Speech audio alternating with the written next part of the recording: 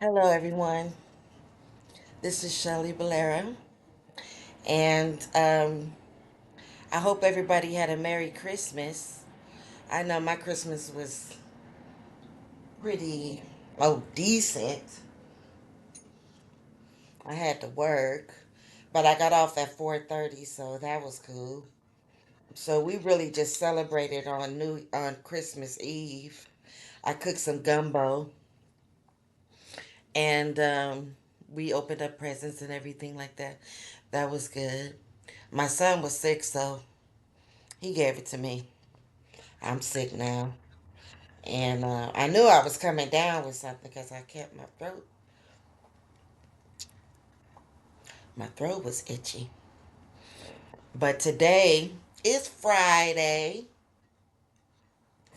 and I was supposed to go to work today, but they called me off because it was slow. So I thought, well, maybe I'll come on and make a video and read the next chapter of my book, Onyx Love.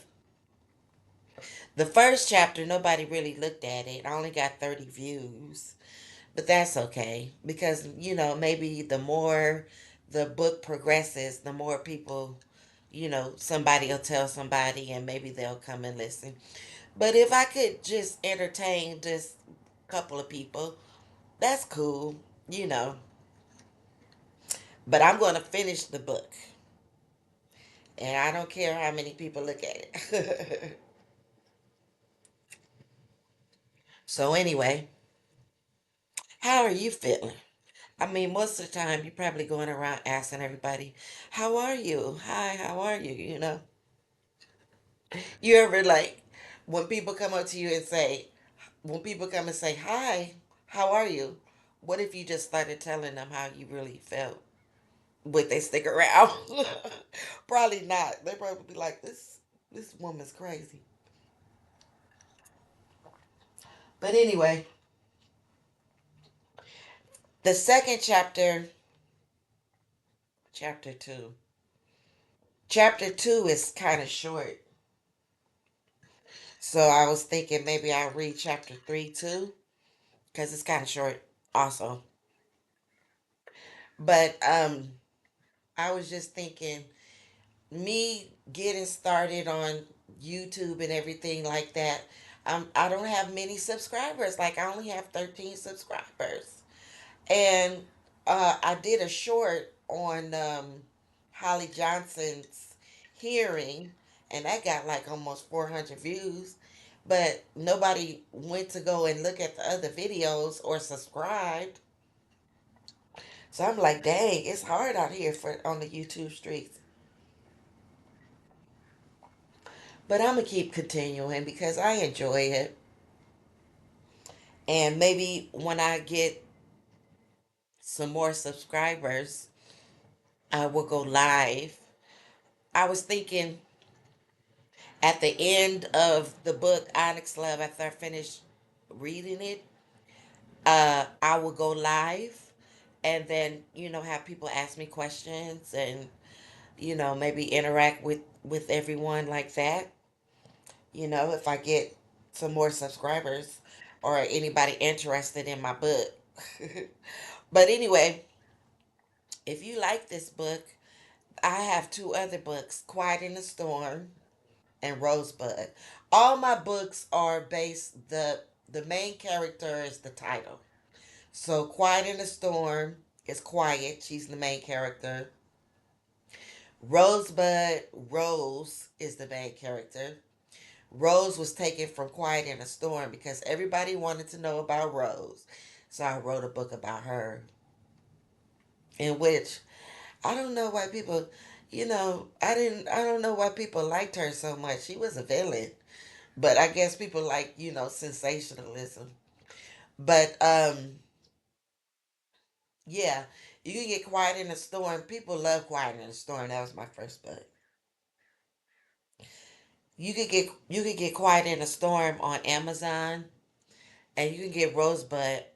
You could get Quiet in a Storm on Amazon and Barnes and Noble or any online stores. But Rosebud you can only get on Amazon because it's in digital form. because I took it out of production for paperback.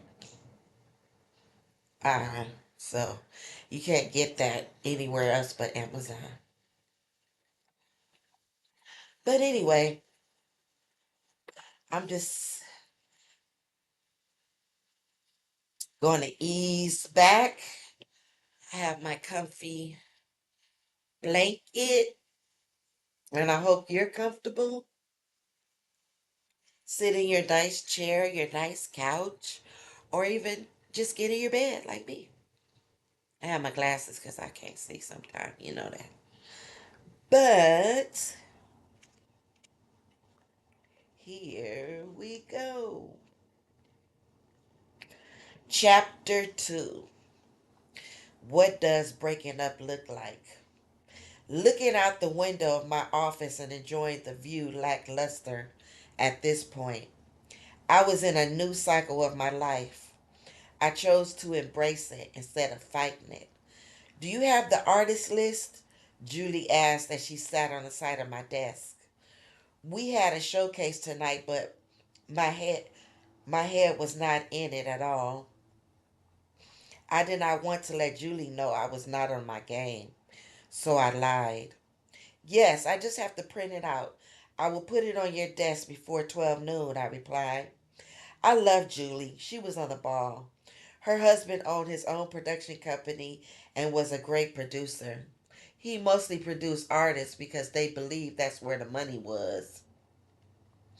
Julie never had to work a day in her life, but she loved the energy of her job.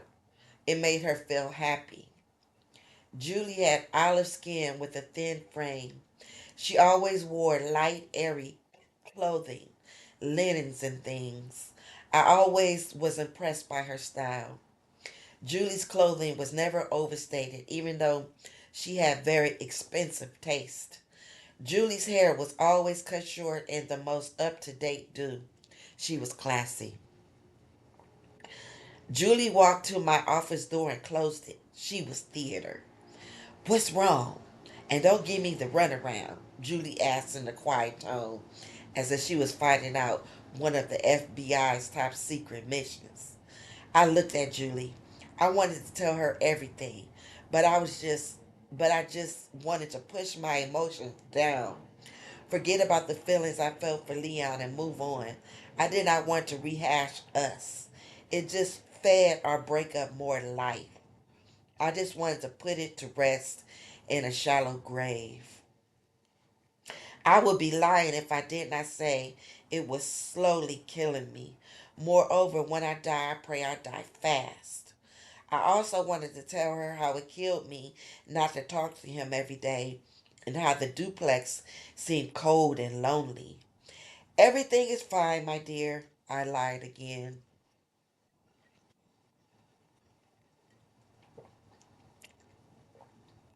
Yeah, it's always nice to have a friend, a real friend. If you have one real friend in your life, you're lucky. Okay,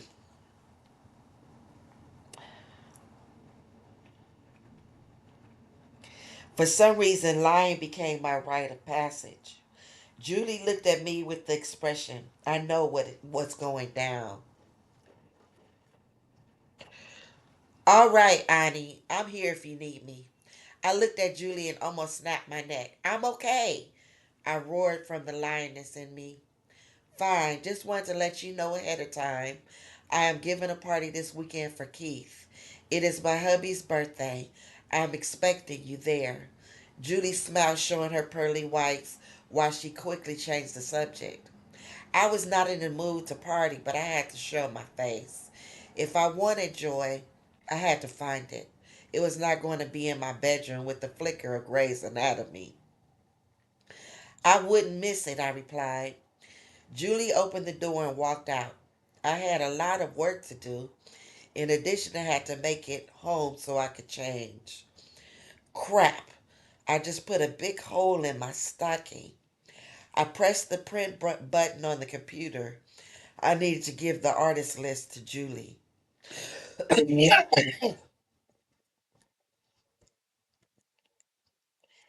That's all. When you're trying to go somewhere and you have to be somewhere and everything goes wrong, that's just the worst. So anyway, I need to, okay. Ring. If I were in the mood for lots of chatter, the phone would not ring once. I bobbed my head side to side in disgust. Yes, this is Onyx Decopia.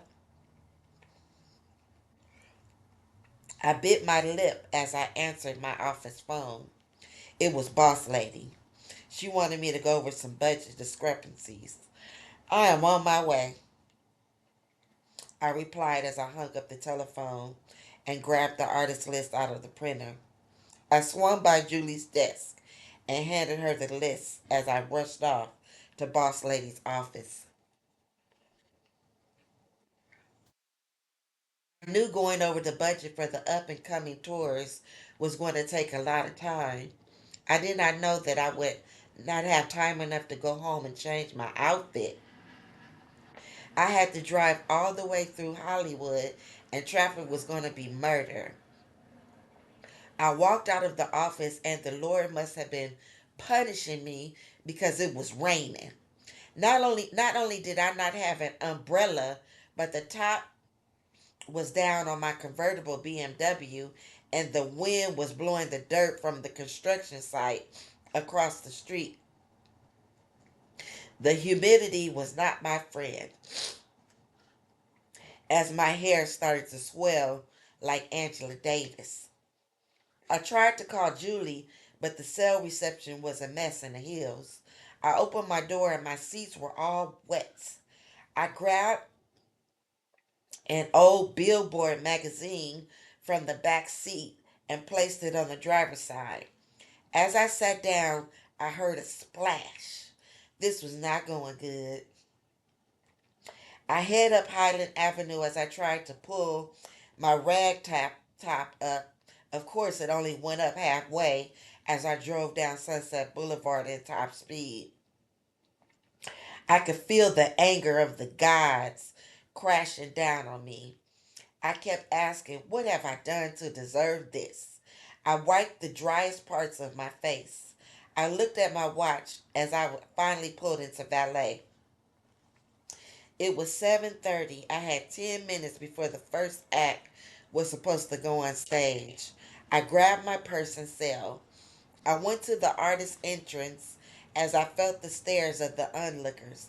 Of course, everyone was dressed to the nine.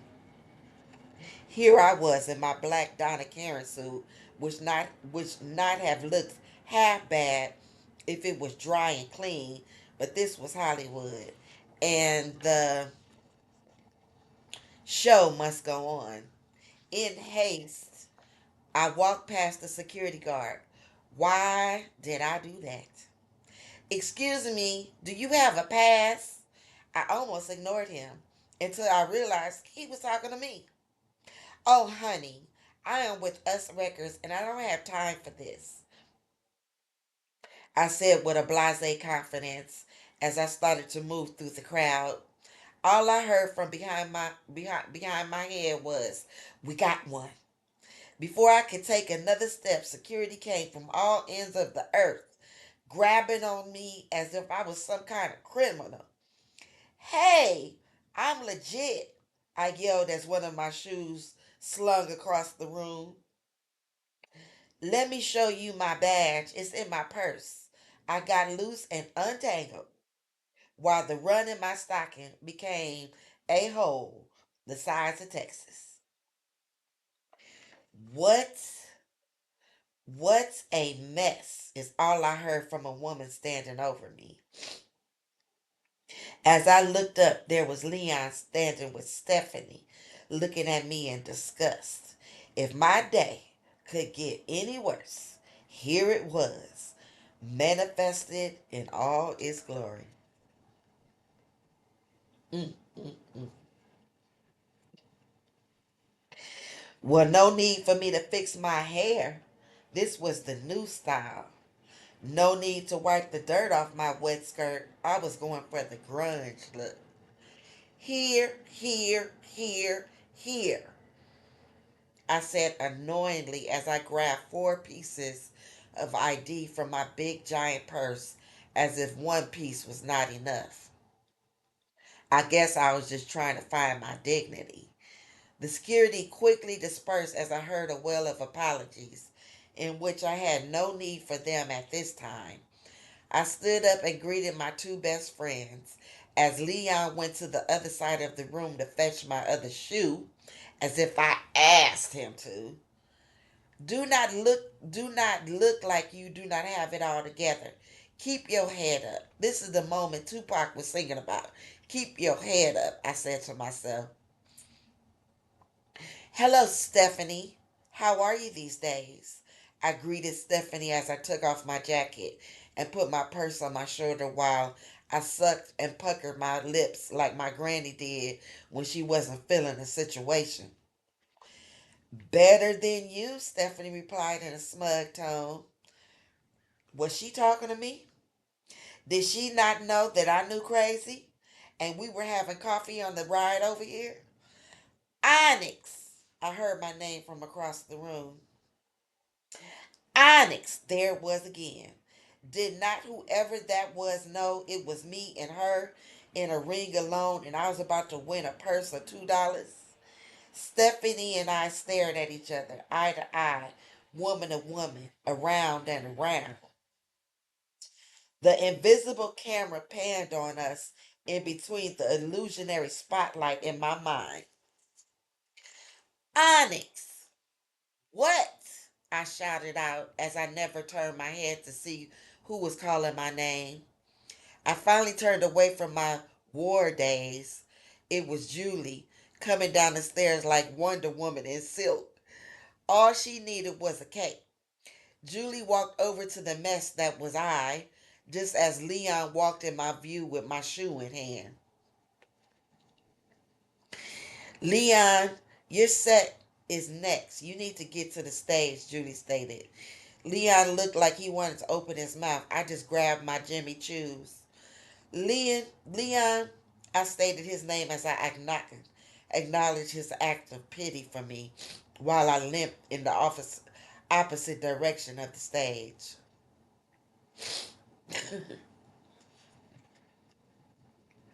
Okay, what in the hell happened to you? Julie whispered in my ear while holding on to my arm. I looked at Julie and started to explain. Don't talk, go home. I have it all from here, please, Julie said with sympathy. I could see in her eyes she was right. I kissed her on her cheek and walked out to the tent. Walked out the tent. I was trying hard to keep it together. I swallowed my emotion, but I could feel the pain deeply. I started to take off the holy stockings before the valet could even bring my car. I tipped the valet and got in my car and got in my wet ride. As I drove down Sunset Boulevard while the radio was turned off, for the first time I began to listen to my thoughts. The hum of the wind and the hum of the wind that blew through my afro, making parts that was creative. Home seemed to appear more speeding than I anticipated. I saw my driveway view. I could feel myself unravel. I opened the door and walked to my front door alone, embarrassed and disheveled. I walked in a duplex that was meant for two, closed and locked in a place was now for one. The tears must have had a mind of their own before I could even think about the situation. I was crying so hard I fell to the floor. So that was chapter 2. But what gets me about chapter 2 is that that is the worst feeling in the world. Like, you just break up with somebody and then you see them with a new woman and you looking effed up. You not looking good. You just looking effed up. That's the worst. But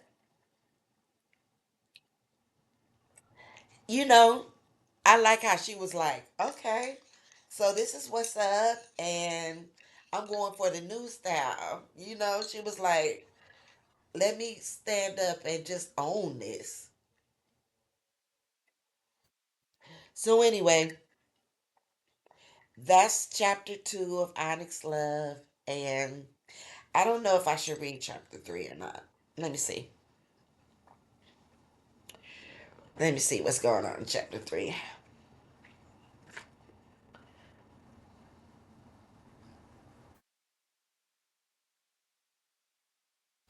No, I think I wait.